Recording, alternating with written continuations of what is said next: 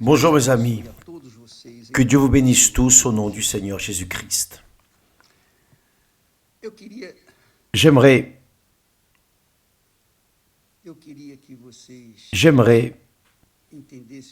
que vous compreniez une chose. Lorsque nous parlons de foi, immédiatement naît cet enthousiasme, cette joie, la foi qui conquiert, la foi qui vainc, la foi qui déroute le diable, enfin, la foi. J'aimerais que vous compreniez également autre chose.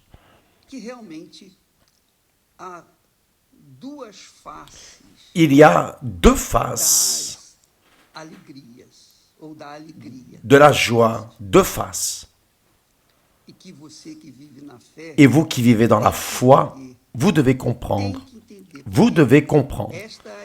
Parce que c'est la règle de la foi.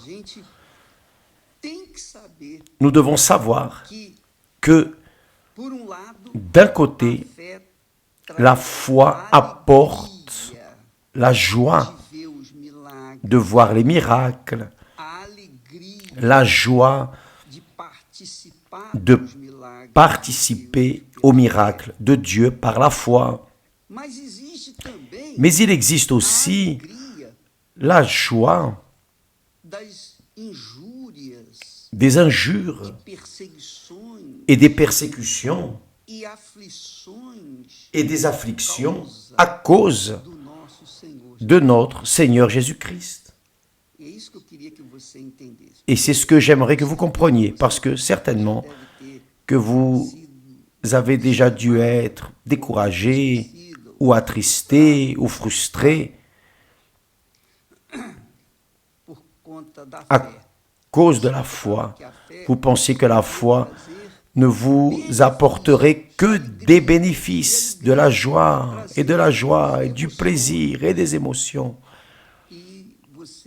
Et vous êtes allé vers ce chemin, et lorsque vous avez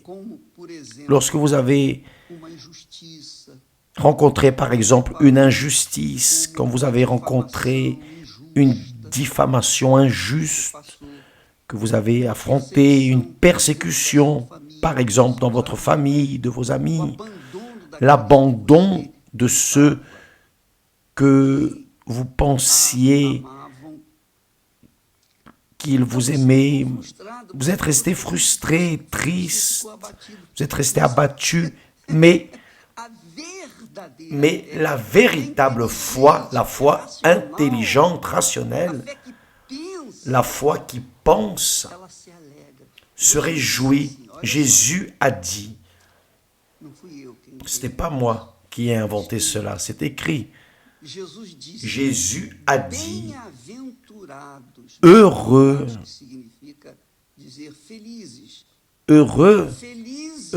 serez-vous lorsqu'on vous outragera, qu'on vous persécutera et qu'on dira faussement de vous toutes sortes de mal à cause de moi.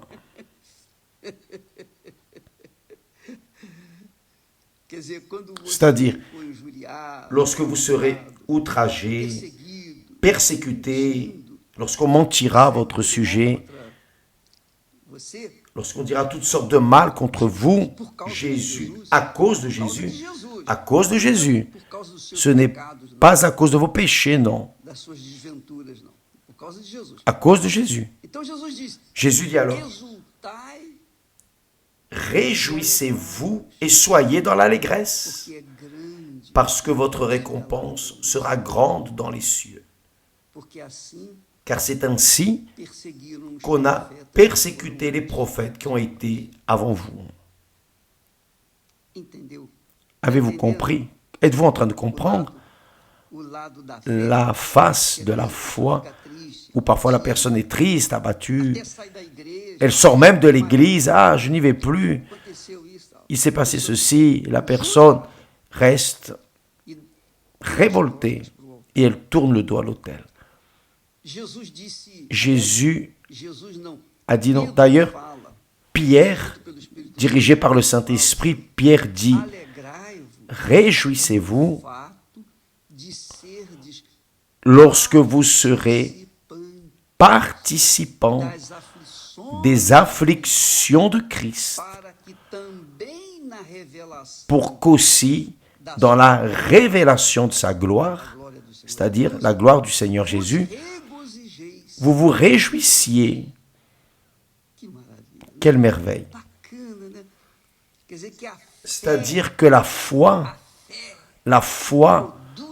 qui produit les miracles, la foi qui amène des victoires, qui conquiert monts et fonds, elle a aussi l'autre face.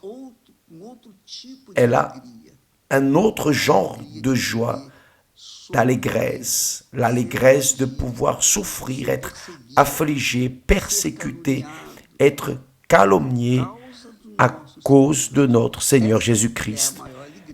Ça, c'est la plus grande allégresse. D'ailleurs, c'est la plus grande allégresse que des miracles. Bien sûr que lorsque la personne n'est pas née de nouveau, elle ne comprend pas, elle va vouloir refuser cela. Mais qui est de Dieu, qui est né du Saint-Esprit, certainement comprend ce que je suis en train de dire. Maintenant, d'un autre côté, Jésus a dit, ne vous réjouissez pas. Il y a une face, un côté où la foi ne permet pas l'allégresse. Jésus ne permet pas d'allégresse. Par exemple, il a dit, ne vous réjouissez pas de ce que les esprits, les démons, vous sont soumis. Et normalement, le pasteur, l'ouvrier, l'ouvrière, la personne qui est de Dieu, lorsqu'elle expulse le démon, elle sent cette allégresse. Oh, le pouvoir que Dieu m'a donné. Et elle sent une allégresse. Mais Jésus a dit non. Ne vous réjouissez pas de cela. Mais réjouissez-vous, mais réjouissez-vous de ce que vos noms sont écrits dans les cieux. Vous voyez, ce n'est pas parce que des miracles arrivent que nous devons être dans l'allégresse. Mais nous devons aussi être dans l'allégresse à cause des outrages, des injustices, les persécutions, les calomnies. Tout ce que nous souffrons à cause de notre amour pour Jésus. Tout cela doit être motif de grande allégresse et d'exultation. Et au contraire, il dit, ne vous réjouissez pas de ce que les esprits vous sont soumis. Ne vous réjouissez pas parce que les démons restent à genoux, les démons obéissent à votre voix. Mais réjouissez-vous d'abord parce que vos noms sont écrits dans le livre de vie, dans le ciel. Maintenant, j'aimerais que vous sachiez la chose suivante. Lorsque vous serez outragé, attristé, découragé, calomnié, persécuté, lorsque vous souffrirez de persécution, quand les personnes entrent dans les réseaux sociaux, qu'elles font du succès, elles restent joyeuses, heureuses. Mais quand quelqu'un persécute, critique, la trouvant laide, etc., beaucoup même se tuent. C'est ça. Vous savez cela.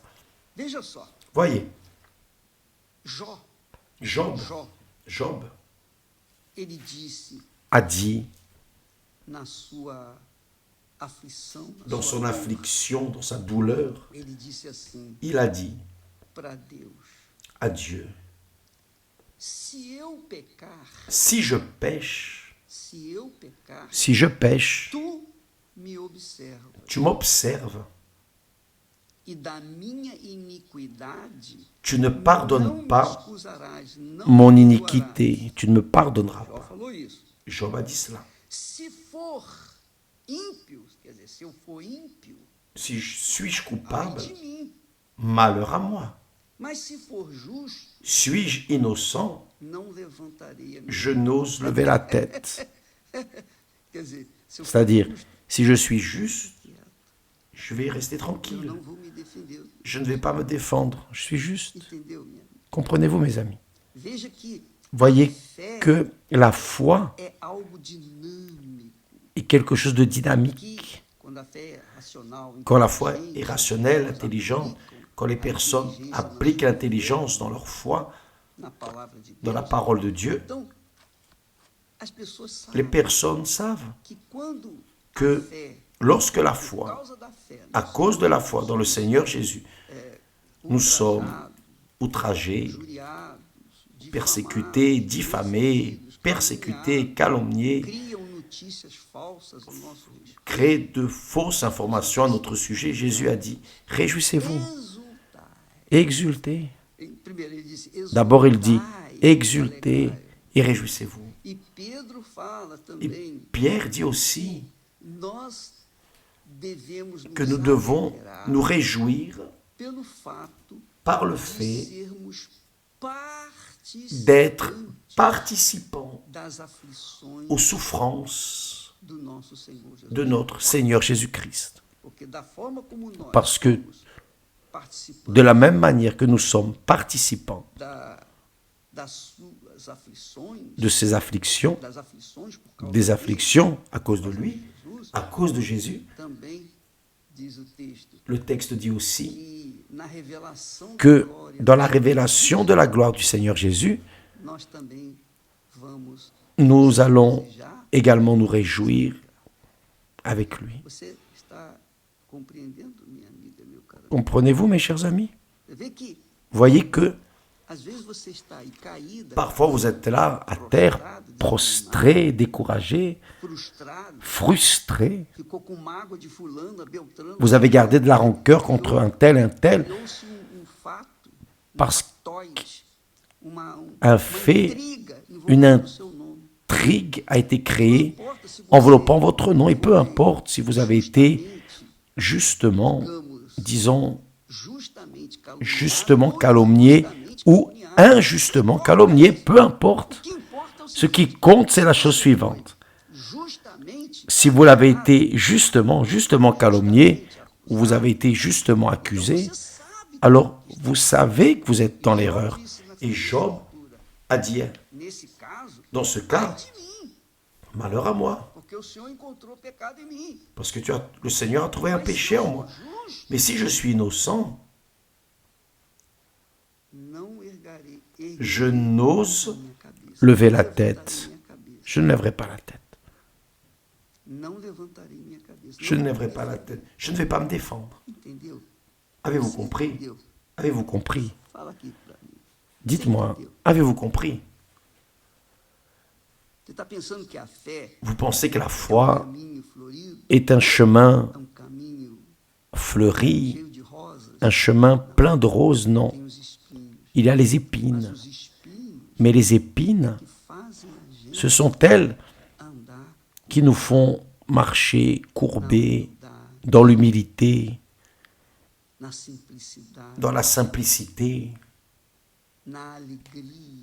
dans la joie et dans la tristesse, dans la tribulation, dans les angoisses, les persécutions. Nous devons nous réjouir, a dit Jésus, parce que votre récompense est grande dans les cieux. Que Dieu vous bénisse, mes amis. Vous qui avez été outragés à cause de votre foi, à cause de Jésus, grâce à Dieu, rendez grâce à Dieu. Réjouissez-vous parce que vous avez été un élu de Dieu. Si vous êtes persécuté au travail, votre époux ne vous comprend pas, votre époux vous traite de fanatique, ou vous traitez votre mari de fanatique, des choses de ce genre, bien, Qui que vous soyez, qui souffre à cause du Seigneur Jésus, de la foi dans le Seigneur Jésus, doit se réjouir et être dans l'allégresse, parce que sa récompense réservée est grande. Que Dieu bénisse tous, et n'oubliez pas aujourd'hui, ce soir, la nuit de la thérapie de l'amour. Venez apprendre à aimer.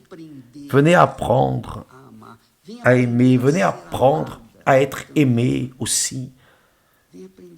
Venez apprendre à être aimé aussi. Venez apprendre l'amour intelligent. Parce que Dieu est amour. Dieu prend plaisir de voir ses enfants bien, heureux. Mais il y a un secret. Le secret d'unir la foi avec l'amour, la foi et le rationnel. C'est la sagesse de Dieu. L'amour et le sentiment, c'est l'âme de Dieu. Si vous appliquez cela dans votre vie, si vous utilisez votre intelligence, votre foi intelligente, alors vous allez trouver l'amour intelligent. Et là, vous serez heureux. Vous allez unir la faim et le désir de manger. D'accord? Que Dieu vous bénisse et à demain. Ce soir, ici, au Temple de Salomon, à 20h, Christiane et Renato seront en train d'essayer de vous aider à vivre un amour véritable.